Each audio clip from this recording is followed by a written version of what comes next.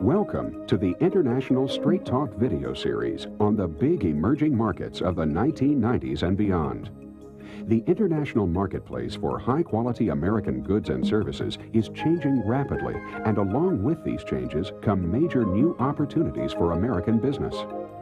The question is, where should American business focus its export efforts for the 1990s and beyond? The U.S. Department of Commerce has identified 10 foreign markets where the growth potential for U.S. business, and especially for American small and mid-sized business, is and will be enormous. These 10 big emerging markets are China, India, South Korea, Indonesia, Mexico, Brazil, Argentina, Turkey, Poland, and South Africa. These 10 countries have fast-growing, increasingly affluent populations hungry for quality American products, technology, services, and know-how.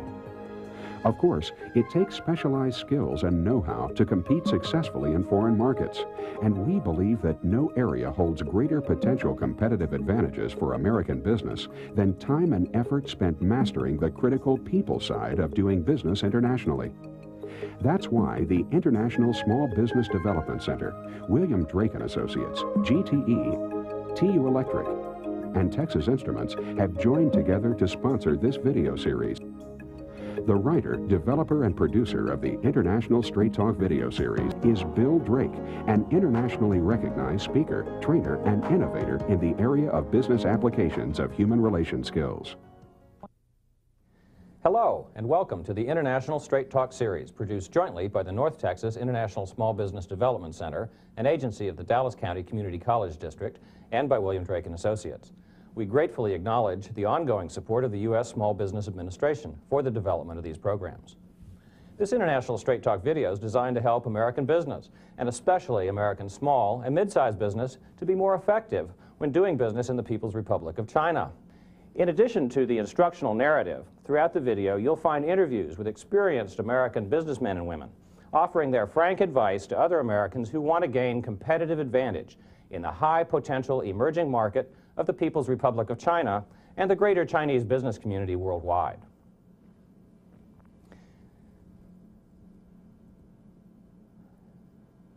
In part one, we'll cover 3 vital things you need to know to be effective in China.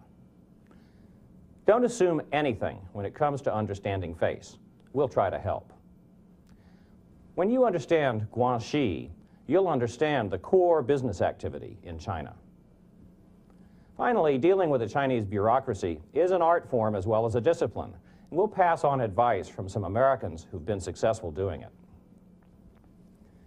The People's Republic of China and the contemporary Chinese people are the inheritors of the world's oldest, continuous, and in many ways, for many centuries, the world's most advanced civilization. You know, for many centuries, the Chinese believed, perhaps with some reason, that they were the only civilized people on Earth. The strength of the common cultural identity, which tends to transcend differences between individual Chinese when it comes to their relations with non-Chinese, has been forged by over 5,000 years of distinctive, separate human experience. As Americans coming from a young, culturally pluralistic society, we should never forget or underestimate the force of this 5,000 years of continuous, concentrated human experience whenever we're tempted to push or hurry or force our business objectives or plans in China. To be fully effective as an American in China, you must find ways to accomplish your purposes by flowing with rather than swimming against these forces of 5,000 years. Americans can be flexible, and China being a bureaucratic environment, it's one that you actually have an opportunity, if you do keep a flexible approach, to do things that maybe otherwise could not be achieved. For example, I think Europeans often can become frustrated. They're used to bureaucracy, but they're used to bureaucracy ultimately working. Well, China, you often have a situation where the bureaucracy is there, it doesn't work in a timely fashion, or it works in a Chinese fashion. Well, in some respects, the American flexibility, almost the American ignorance, is an advantage, because if you keep focused on the fact the market is there, it's an attractive market, and it's one that I want to be there in that market, and use your flexibility to, in effect, get into that market, it's going to pay off. It's a combination of flexibility and patience. I know we're short on patience, but we're long on flexibility, and I think you need to play it in that market. It'll pay off. China's changing so rapidly that we have to be very careful not to exert time and energy mastering old forms of business and social interaction. At the same time, we have to remember those 5,000 years and their massive momentum. This means that we have to become familiar with the more or less timeless aspects of the Chinese business style, which lie at the core of the culture, the values and norms, the beliefs and perspectives, which are not likely to change much even in the most contemporary Chinese man or woman 50 years from now. An American business person interested in doing successful business in China must become familiar with, actively think about, and plan for certain core differences between their own goals, methods, perspectives, assumptions, and beliefs, and those of most of the Chinese they will meet and do business with in the PRC. But let me be clear, I'm not urging already overworked American business people and professionals to put in a lot of extra effort studying and adopting traditional Chinese ways.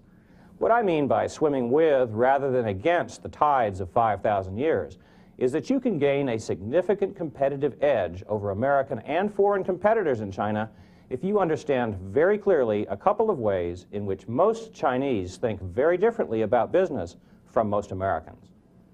With that objective before us, let's take a look at two concepts which are fundamental to a working understanding of Chinese society for the American business person or professional. These are the concepts of face and guanxi. Chinese people are acutely sensitive to their reputation, image, and position within the society of their peers, superiors, and subordinates. The influence of face, or mianji, should never be underestimated because it's a constant concern of everyone you'll be dealing with in China.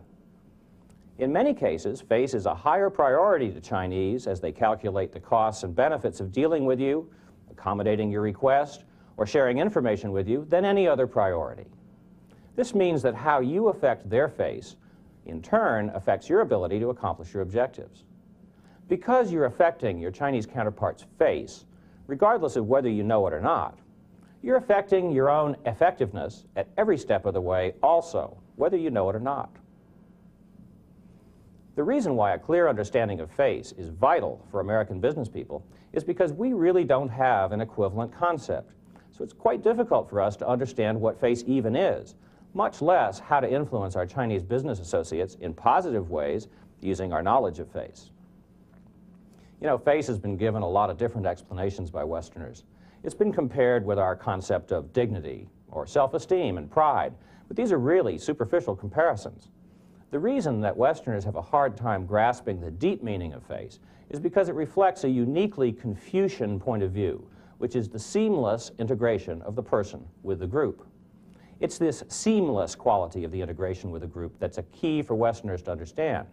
Because while Americans belong to groups, and many of us identify strongly with some of our group associations, most of us distinguish at some level between our personal interests and agendas and those of the group.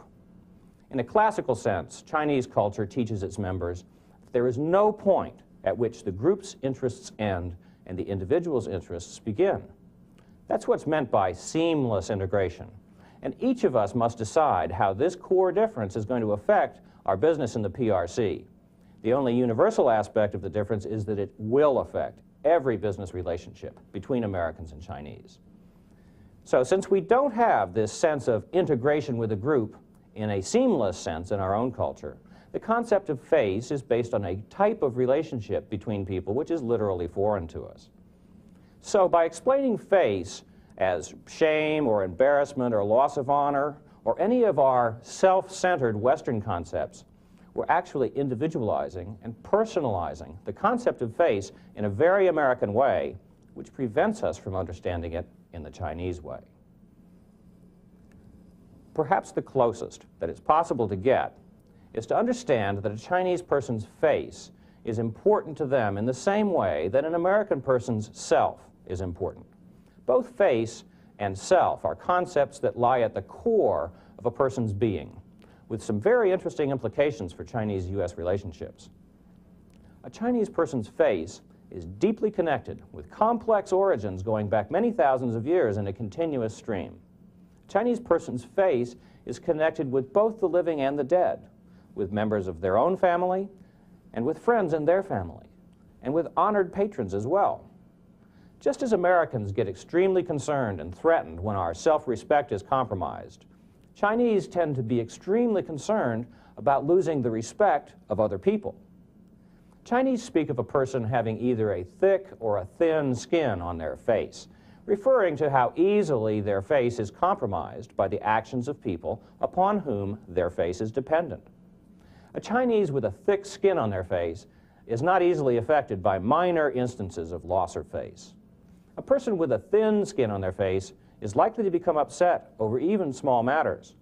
So as you might conclude, one of the very first things you need to know about a prospective Chinese counterpart is the thickness or thinness of the skin on their face.